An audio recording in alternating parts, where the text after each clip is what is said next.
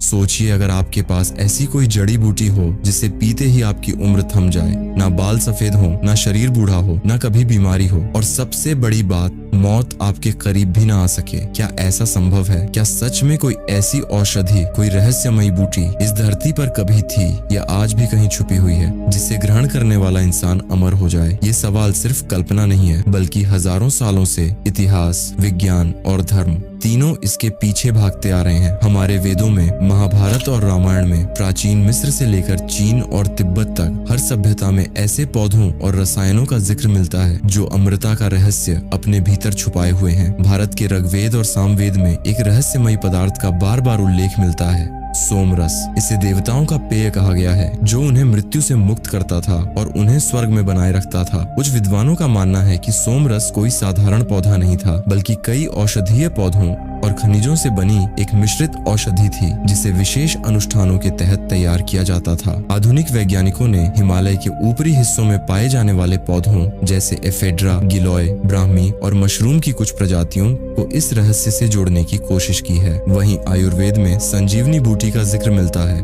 जो एक ऐसी जड़ी बूटी थी जो मृतप्राय व्यक्ति को फिर से जीवित कर सकती थी। यह नाम तब प्रसिद्ध हुआ जब रामायण में हनुमान पूरे पर्वत को उठाकर लाए थे, क्योंकि उन्हें संजीवनी बूटी की पहचान नहीं थी। आज वैज्ञानिक इस बूटी को सेलागिनेला ब्रायोप्टेरिस मानते हैं, जो एक अनोखा पौधा है और सूखने के बाद भी पानी मिलते ही फिर से हरा हो जाता है, मानो उसमें जीवन दोबारा जाग उठता है। वैज्ञानिक इसे रिजरेक्शन प्लांट कहते हैं। उत्तराखंड के द्रोणगिरी क्षेत्र में यह पौधा पाया जाता है और वहाँ के स्थानीय लोग इसे आज भी अत्यंत पवित्र मानते हैं। दूसरी ओर तिब्बत की लामा परंपरा में ऐसी ही अमृत बूटी का उल्लेख मिलता है, जिसे वे विशेष प्रकार के ध्यान और तंत्र साधना के बाद ग्रहण करते थे। कुछ पुराने तिब्बती ग्रंथों में कहा गया है कि कुछ बौद्ध लामा 200 वर्ष से भी अधिक जीवित रहे, क्योंकि वे हिमालय की दुर्लभ वनस्पतियां नियमित रूप से लेते थे। चीन की प्राचीन चिकित्सा प्रणाली में गनसेंग, गोजीबेरी, ऋषि मशरूम और फूलिंग जैसी औषधियों को अमृता से जोड़कर देखा जाता है।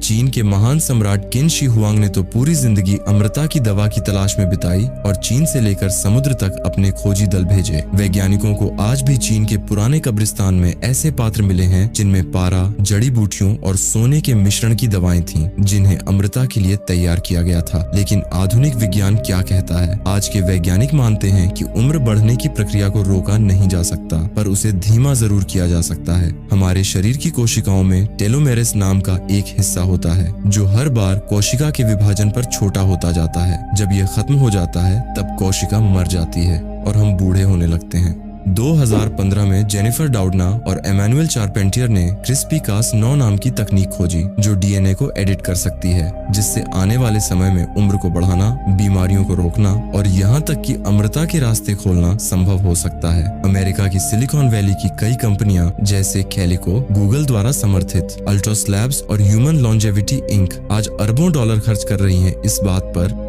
कि उम्र को कैसे रोका जाए। उन्होंने एनाइमैन, निकोटिनेमाइड मोनोन्यूक्लियोटाइड, रेस्वराट्रोल और मेटफॉर्मिन जैसे तत्वों पर शोध किया है, जिनसे चूहों की उम्र को वैज्ञानिक रूप से बढ़ाया गया। वहीं जापान और रूस में टेलोमेरेस तकनीक पर गहन रिसर्च चल रही है। जापान के एक विश्वविद्यालय में वैज्ञानिकों ने कोशिकाओं के टेलोमेरेस को बढ़ाकर उनकी उम्र लगभग 2 गुनी कर दी। तो सवाल ये है कि क्या अमृता वाकई में संभव है? आज भी दुनिया भर के वैज्ञानिक, आयुर्वेदाचार्य और आध्यात्मिक साधक इस सवाल के पीछे दौड़ रहे हैं। विज्ञान जहां gene editing, stem cell therapy, anti ageing दवाओं और टेलोमेरे रिपेयर जैसी तकनीकों पर रिसर्च कर रहा है, वहीं भारत की प्राचीन परंपराएं योग, ध्यान, ब्रह्मचर्य और सात्विक आहार को दीर्घायु और मानसिक शांति का मूल मानती हैं। असल में अमृता केवल शरीर की लंबी उम्र नहीं है। अगर आप 150 साल भी जिए और बीमार, अकेले, दुखी होकर जिए, तो वो अमृता किस काम की? असली अमृता तो तब है जब आप स्वस्थ शरीर, शांत मन और संतुलित जीवन जीते हुए समाज और सृष्टि के लिए उपयोगी बने। और यही हमारे ऋषि मुनियों ने सिखाया